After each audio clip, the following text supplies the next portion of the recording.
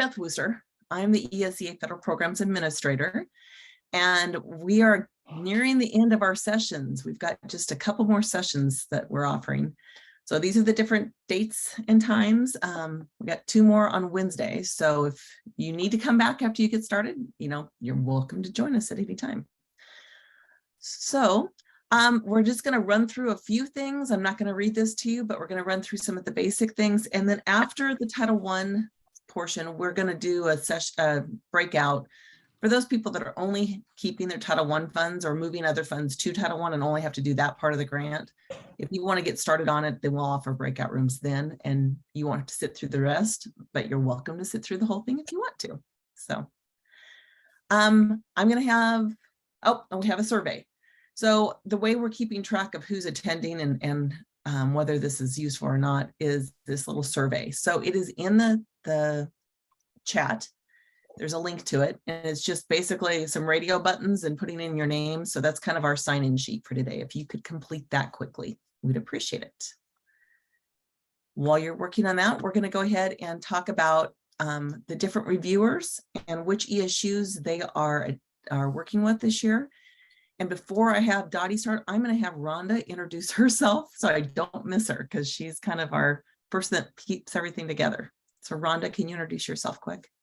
Sure. Good morning. I'm Rhonda Reet, and I am the Federal Programs Office Associate. Thank you.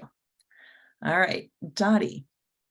Good morning, everybody. I am Dottie Hoisman. I am in charge of Title IV and then have been doing a lot of work with ESSA as well. And I have ESU areas 1, 3, and 10, some of the 10 schools. All right. Ken.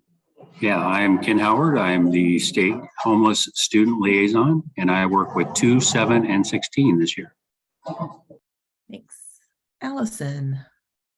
Good morning, everyone. I'm Allison Denbesti. I work with Title III, and I also support the ESU 4 schools with their grants and monitoring. Nice to see you on here this morning, Brian. All right, Jim. I am Jim Kent. I work with Title II, ESU 5, 8, 9, part of 10, as you can see on the screen, and I am the non-public ombudsman for Nebraska. All right, Ann. Good morning. I'm Ann Carmody. I work with ESUs 6, 11, 13. I'm also the state coordinator for Title I Part D, the REAP and RLIS, and then I also help Ken out in the homeless. Jack of all trades. Ann, the other Ann. I'm another Ann. I'm Ann Hubble, and I work with Title III, mostly with Allison, and I also support ESUs 15 and 17. Thank you. And Kirk. Good morning. Title 1A director, and I support ESUs 18 and 19. All right. Ann. So this year we have some support to offer through Canvas. It's a hub. It provides just some tutorials or just some extra support if you'd like to go in and you have some questions about maybe how to navigate GMS or how do I fill out my UGP or do amendments. So if you don't have Canvas in your district, you can go and there's the Canvas catalog, and you just have to sign up for an account, but you would use the NDE account. If you have Canvas in your district, you just go in and sign up. It's a free course. It's open anytime. You can come back to it as often as you want, and it's just there for you if you have questions. So we just wanted to offer that support for you this year. And this just kind of shows you, there are the directions. It takes you to that Canvas core catalog. And if you're not a Canvas user, you click on that link, how to create a new account. And then again, you would just use the Nebraska Department of Education as you would sign up. Let us know if you have any questions about that. All right, thank you. The Unified Grant Profile, all of you have already completed, but we wanted to make sure that you knew this is the spot that if you need to add any staff or who to contact, you're going to go to the Unified Grant Profile to do it. It will automatically feed into our grant. one thing that when we're reviewing grants, lots of times if it's a Title I question, if you don't want everything going to the soup, if you have a specific person that is completing a certain portion of the grant, we want you to list them. That way they get the email. Otherwise, everything is going to go to the soup, which is fine. Just want to make sure that you have those contacts all filled out for the different programs.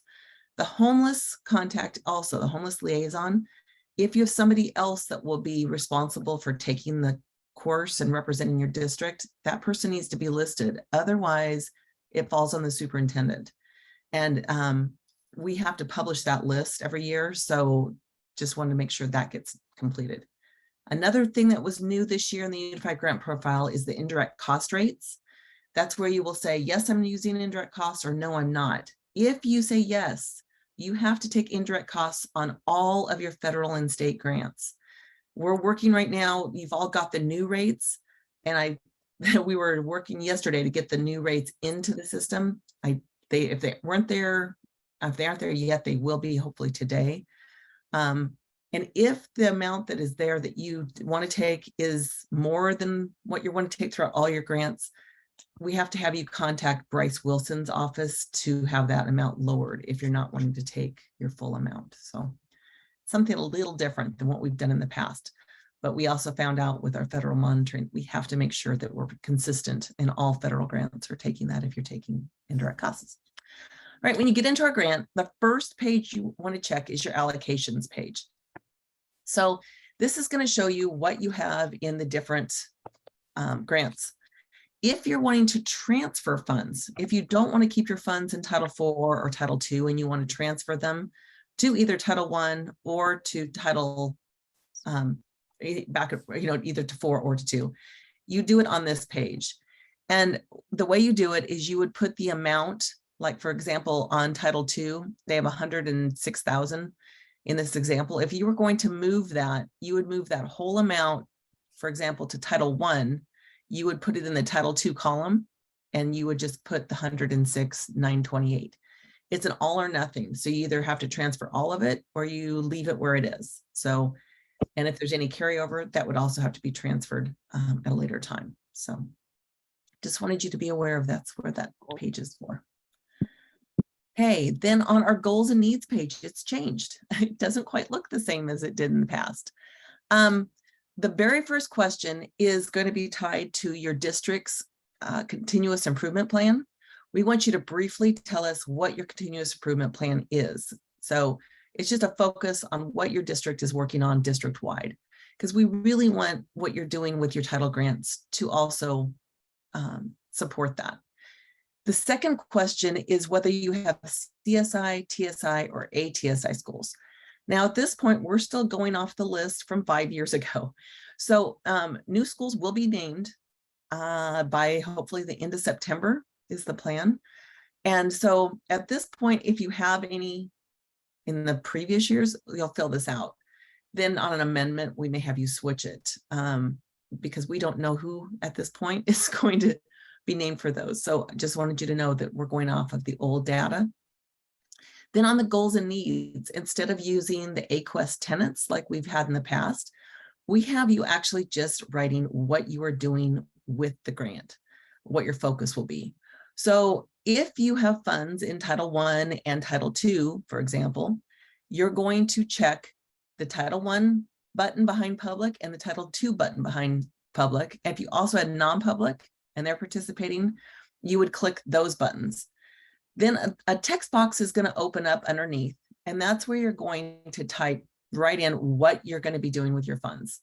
So it's actually kind of just a conglomeration where we can look at your budget page and see if what is budgeted kind of matches what it says you're going to be doing. So if you're going to be just paying for a teacher, the benefits and salary of a teacher, and you write that, we'll know this.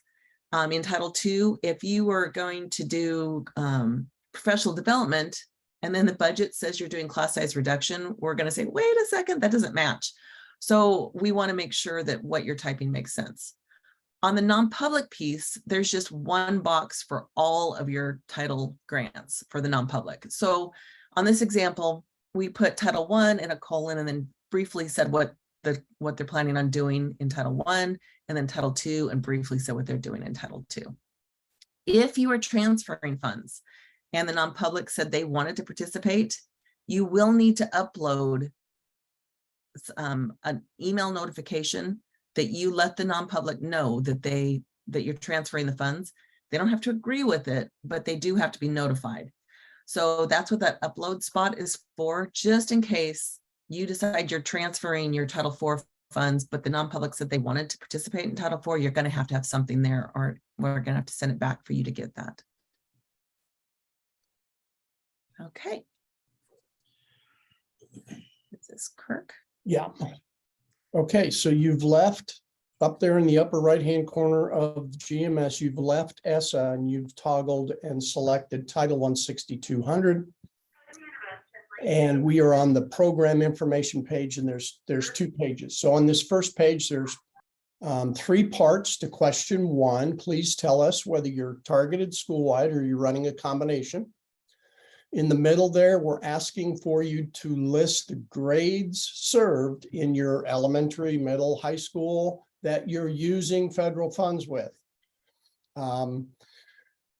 So even though you have a preschool at your school, if you're not using federal funds in using that to pay for preschool activities or personnel, your choice then would be grades K through 5, K3, K6, whatever. And then lastly, your focus of service, reading, math, science. I've seen social, emotional things placed there. So question 2 is simply yes or no. Do you have non-publics? If you do not, it's a simple choose the round radial no button. If you do have non-publics, you're going to select yes. And as soon as you do, you get a drop down menu with A through E, a set of boxes to fill out or answer or input as to what the non-public is going to use their funds for. Now, you can only, I think, below that first set of A through E boxes, there is a square checkbox that drops another menu for another building or another school. That does that 5 times. If you're over 5 non-publics, you'll need to resort to an Excel page and fill that Excel page out per non-public district. Question 3, 3A has not changed, but so easy enough, you could do a cut and paste from previous years and so forth in there. The one thing that did change, 3B, take note, USAID, the federal programs had a federal monitoring in March. And so within the guidance, within that statute for ensuring educational stability for children in foster care, and you can go find that non-regulatory guidance. I think it was in 2016, but anyway, they did not feel we are following through. And technically, if you read every one of your assurances, you could find this in the UGP under the specific Title I program. I think it's 2nd page, question number 5. It does say in there that each school that receives Title 1A funds must have written transportation procedure is the term. It doesn't say policy, but you can try to say no. When you submit your application, our consultants are going to turn it back to you to say, sorry, we can't let you say no, you must say yes. And we understand that if you might not have those procedures in place, that you do have time from the time you submit your application till when we show up in 2nd semester, that we are going to ask for that procedure from you in written form. So we are working ourselves, because it's a fix-it ticket for us, to USAID. We're going to try to provide on our federal programs page a technical assistance document. I've got a couple things to post to bring you up to date with the law, and possibly give you some suggestions on templates. And then NDE inter-offices are working with Department of Health and Human Services and trying to improve that superintendent letter. to also maybe comply and get those requirements written into that superintendent letter to bring you up to date. So kind of a new one there for foster care. Okay, to the program information page 2. Really the only couple of highlights here to remind you is the questions have been a little bit rearranged, so be careful about going and copying and pasting. Make sure you really do have the right question there.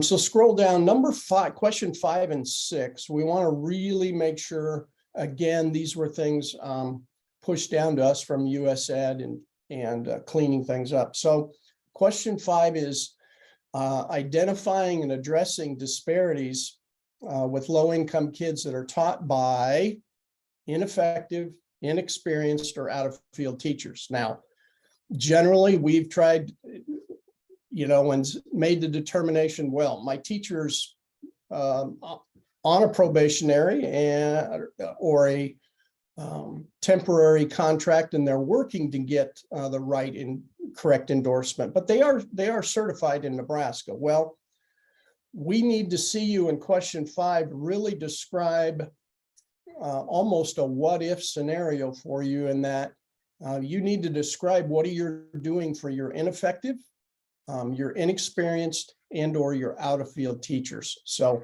no longer can you just tell us we're totally certified, everybody's fully licensed in Nebraska. You must use those 3 specifics and describe what do and many of you were describing maybe not the ineffective last year. We ran together where you described what your teacher evaluation tool. So many of you said, oh, we're using the Danielson model. So yes, that's exactly what we want to see in here. You certainly, if you have teachers that are ineffective and you feel that way, your evaluation tool, what PD are you offering? Who are you reaching out to assist with, whether it be ESUs or in-district things? Same way with ineffective, touch on that and describe what you would be doing to assist your teachers that are categorized as ineffective, as well as out of field.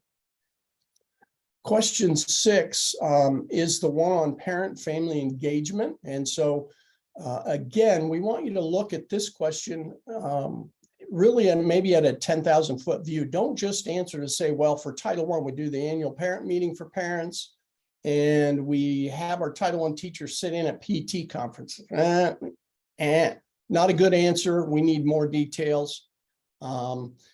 Simple ideas, parent newsletters, quarterly items from the district. What do you do with social media for parents? Movie nights, family nights, open houses. EL, if you have students, EL parent meetings with translators, school bulletins, Rule 10 annual reports. I mean, give us a lot of strategies and interventions or items that you're using with your parents and for family engagement. And I think that will cover mine. All right. You may have noticed that some of the questions disappeared from the program pages. We used to have the summer school question, the preschool question, all those questions on the program pages. We've actually moved them. Now they're on the set aside narratives. So when you do all your targeting steps, you'll get through targeting step 1, 2, 3, 4, and then the set aside narratives. And so everybody has to go into this page now because that homeless question is there. And so you either have to check that you have the McKinney-Bento grant, you're going to do matching funds with Title I, and check that box and then fill out the narrative, or check that you're going to do the $100 minimum set aside for homeless. So everybody will go to this page to at least complete the homeless question. If that's the only thing that you're doing for the set aside, that's the only question you'll need to do, and then you'll hit the save page. If you are a district that does some of the other set asides like admin, or if you have preschool, that lovely preschool question will show up with all 12 components that you need to complete. It's still there. It's just on this page. So you'll fill this out, save it. And then when you get to targeting step 4, which is the tab right before it, you'll need to make sure that you match that up. So on our example, we just had the $100 for homeless, that $100 minimum. And so that is put right here on that homeless children and youth minimum $100 for Title I. So you need to put that $100 there. If you have the matching McKinney-Vento, it goes on the line above. Then if you did have preschool or you had summer school or you had any of the other pieces, those need to show up on targeting step 4 to match what's in the narratives. The other thing you would have that everyone will have is your public distribution, which is down at the bottom left. And then if you have non-publics, it's the one on the right. And so we need to make sure that all of those numbers are going to match your budget page. So when we get to the budget page, those same function codes are going to show up. So here's the homeless function code. And this is, remember, we're only going to have the 2 goals now, or possibly just 1 goal. The first goal would be your public goal, and the other one is your non-public goal. And if you don't have non-publics, you're just going to have the 1 public goal. So on public, there's the homeless set aside, which is the $100. So you run that line across and it matches. And then the other one is either the school-wide or the instruction public for the targeted assistance programs. You will budget your funds on one of those 2 lines, depending what you have. And that should match. That 61,416 was the same number that was on targeting step 4. And on the non-public, your instruction for non-public, that number matches also. If it doesn't match, it's going to get sent back. So you need to make sure that targeting step 4 matches your budget.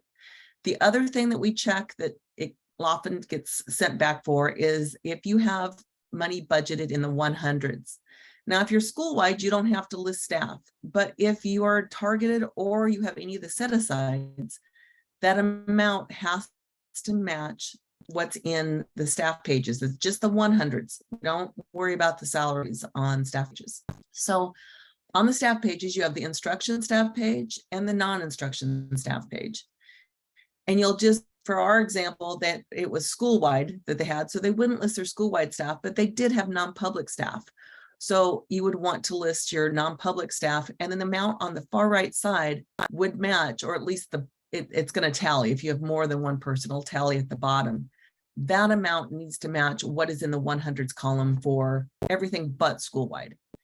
The other thing we wanted to make sure that you understand is on staff pages, we are checking that against what you have in NSSRS. So it should be consistent. If you are paying somebody 50% of their salary and benefits with Title I, we should see on NSSRS that same person listed 50% with federal funds in it, and then they could have their other 50% being district funded. So we do check that. And the reason we're checking it is when Tom Goschel and his team come out to do the fiscal review, they check it and they'll give findings. So we don't want you to get findings. So that's why we're trying to check so closely to make sure that we have it, you guys have it correct, so you don't get findings later on. Also, when you go to do reimbursement, your staff pages, your NSSRS, your time and effort, and your bookkeeping records all need to match. So when Tom goes out, he's checking your bookkeeping records, he's checking time and efforts, he's checking NSSRS, and he's checking salary and benefits. So we just want to make sure that everything is consistent between these pages. So I know it's a little work, but we're here to help you. And if you need help, we have a little tool that was created. It's just an Excel sheet. And so it's a Google Excel sheet. If you would like it, we're going to put the link in the chat. But in there's an example at the top, this gray section. So for this example, they are paying somebody 30% of their time. So they make $75,000. They're getting paid 30%. And this, by putting that in there, it's going to calculate and show you that the amount that you need to put in for that person in the salaries would be $22,500. Their benefits were they make $20,000 on their benefits. 30% of that's going to be $6,000. On the other example, they're doing 80% of the 52. And so it helps break it down. So if you need help breaking that down, this would be a resource that you could use. You'll just need to copy it. It's not one you can fill out, but you can copy it, and then you could use it on your own Google's page. So it might help. And then it just helps you when you're figuring out your salary and benefits, because we have to be very consistent that if you're doing 20% of your salary, you're also doing 20% of the benefits. So we're hoping this might help. All right. And then this is just some reminders. Paras, if you have instructional paras, they need to be qualified before they're working with students. We did get the flexibility for one more year to use the professional development or the mentoring to help get them qualified. But it's very likely that after this year, we're going to have to go back to that Project Para. So you have a whole year that you could have them working on Project Para, so they're good for next year, or one of the other approved assessments. The law actually says an approved assessment. So they let us get by because of COVID with doing the professional development and the mentoring. But long-term, that's not going to be a fix that will be able to continue. So at this point, we have the three approved assessments, and you have this whole year that Project Para, they can take it over as many times as they want to. So, and it's just the reading, math, and writing. There's two separate tests, but if they pass one part, or if they pass all of it but one part, they only have to retake the one part. So it'd be a good time to just use this year, maybe do the professional development or the mentoring to get them in the classroom this year, and then get them qualified for future years. We already talked about coding needs to match. Then on the waiver, we have applied for a fiscal waiver. We have not heard yet whether we get it. When I was in DC in July, August, it really was, if we get it in, we probably will receive it. That means you can carry over that more than 15% in Title I. That means old funds, we have 2 years to use those funds. So we still have flexibility for one more year.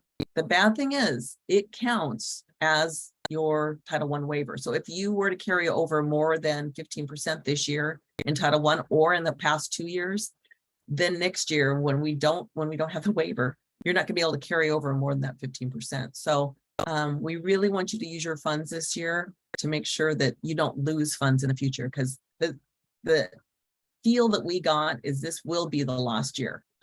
They did not encourage waivers this year, but they did kind of sound that there were a lot of states asking for them, that we would most likely get it. So we have applied, and then we're hoping to know very soon whether we get it or not. So you know before you're doing your finals, whether you're going to be losing funds or be able to carry over some funds. Then the monitoring guide checklist also, that's the next piece. Because of our federal monitoring, there were a few changes that we had to make to the monitoring guide checklist. So we have that just about ready to go out. I will be sending out a Title I reminders email, hopefully in the next couple days, and we will have a link to that. It'll be on our federal programs website. And then just also about the unified grant profile, that's where you go to update anything when it comes to contacts. So are there any questions before we offer out the breakout sessions? And then that's for anyone that only has Title I and wants to work on their grant. Otherwise, we'll go through non-public, Title II, Title III, and Title IV after this.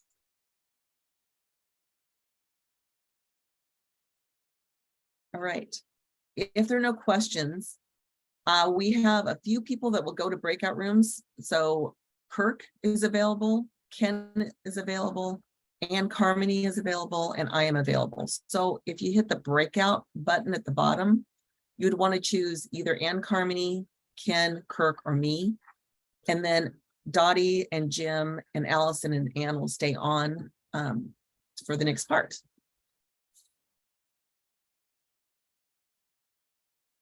And we'll go to my breakout room.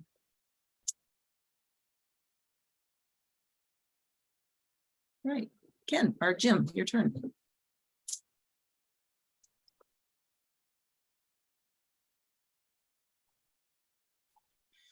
Well, I only had to click the button 6 times to unmute, but I think maybe I'm finally unmuted. Just a little bit about non-publics and some Title II things as we go through this. This spring, you should have done your consultations with those of you who have a non-public. Should have done that. At this point in time, you're in the planning phase of how you're going to provide services to students in those schools.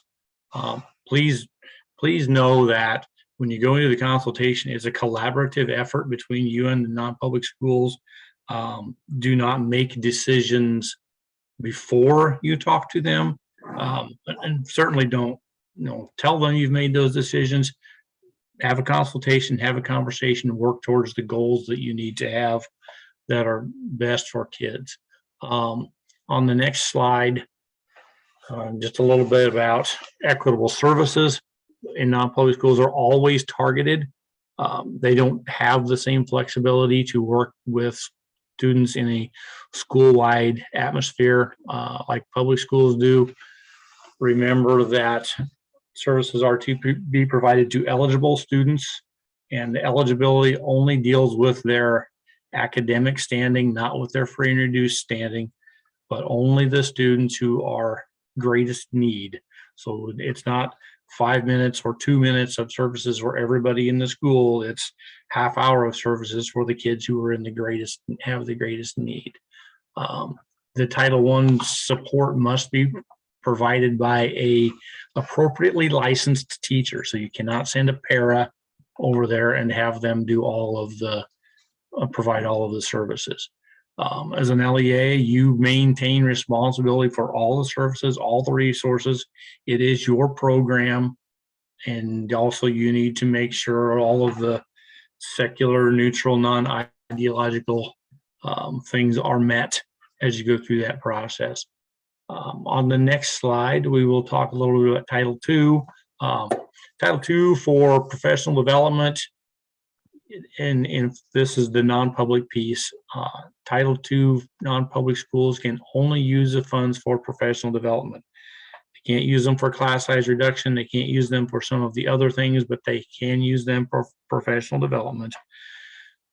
At the bottom of that slide, you will see the federal definition of professional development. It is sustained, not standalone, not one day, not short-term workshops, intensive, collaborative, job embedded, all of those things. It's not a one day, oh, I'm going to go, there's a one-day workshop in Tucson in February. I think I'm going to go to that. It needs to be something that they're bringing back to their school. Just like a lot of the other things we talk about for public schools, if it's attached to some kind of a school improvement plan, a plan to improve reading scores, a plan to improve math scores, and they're going to bring it back, and they're going to keep working on it, and all of those things, then it becomes perfectly allowable. It's the one day, one time stuff that doesn't particularly work. For Title III, or excuse me, this one, once again, you have to have consultation, and this one is difficult in that the program needs to meet the needs of students, not the teachers, and sometimes those are intertwined, and sometimes they are not.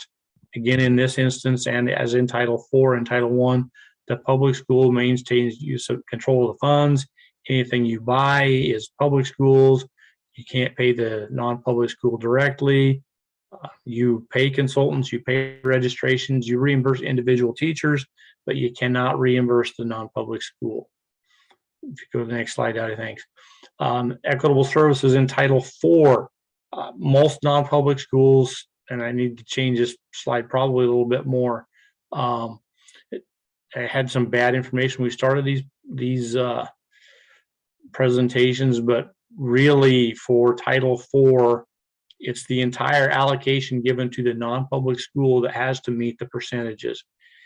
Each individual school doesn't have to meet it. The LEA on its own doesn't have to meet it.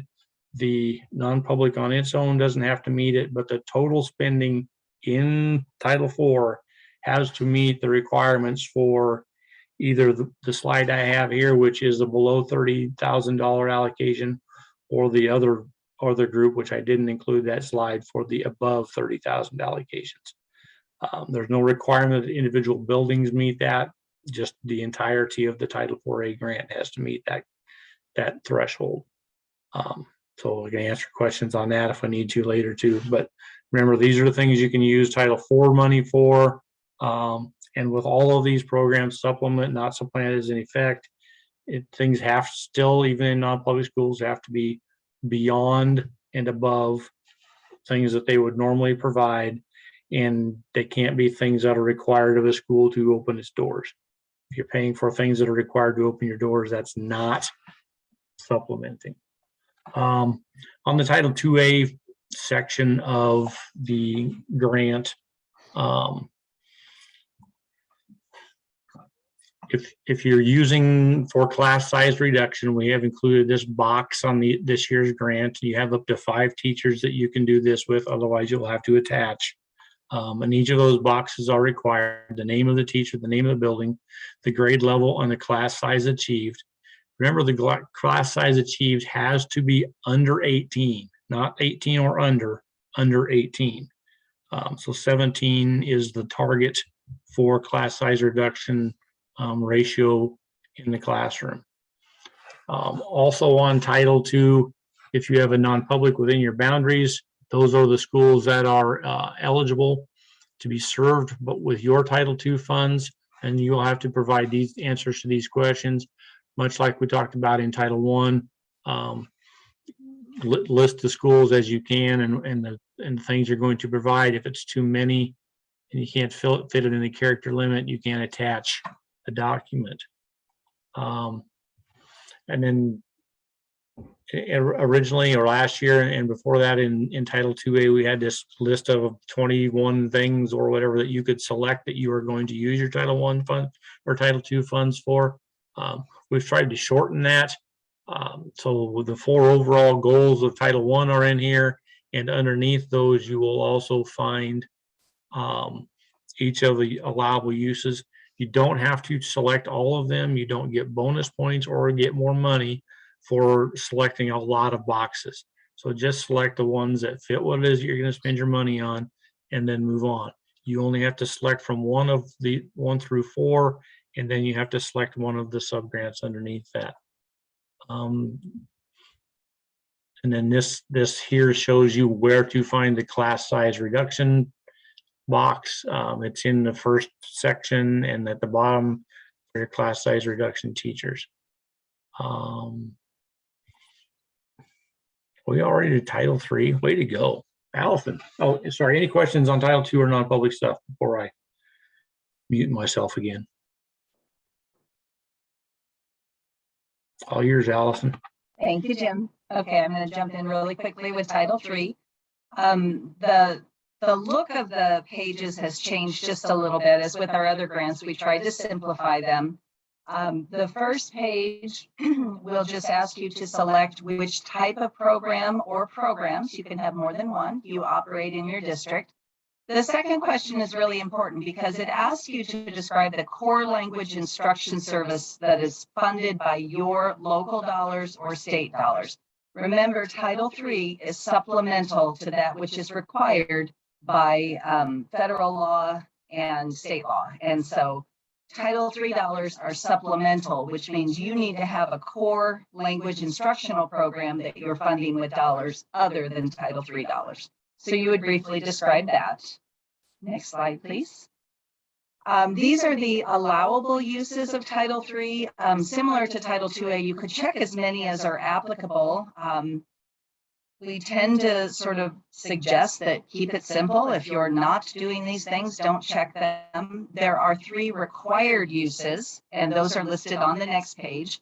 They're here as well, but supporting your language instruction educational program, your LIEP, that might take the form of salaries and benefits. It might take the form of curriculum resources. You also are required to spend Title III dollars on professional development, and you must spend dollars on family and parent engagement. There's no minimum percentage, there's no minimum dollar amount, but each one of those 3 categories does need to be described here on the narrative page, and then they need to appear on your budget page. That's all I have. Thank you. Any questions over Title III?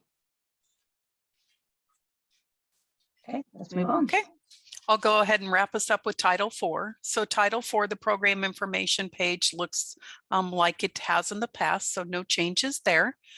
The one question that did change is This is the evaluation piece is important for Title IV. So this question just simply says, if you used Title IV funds last year, how did you, what programs and activities did you conduct? How did you measure the effectiveness of the program?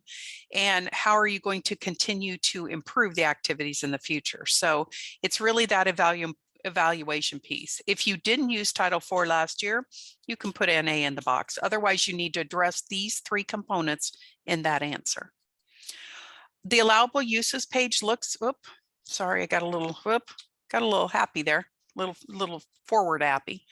Okay, this is an example of if you're a district that has over $30,000, you're going to see a screen like this.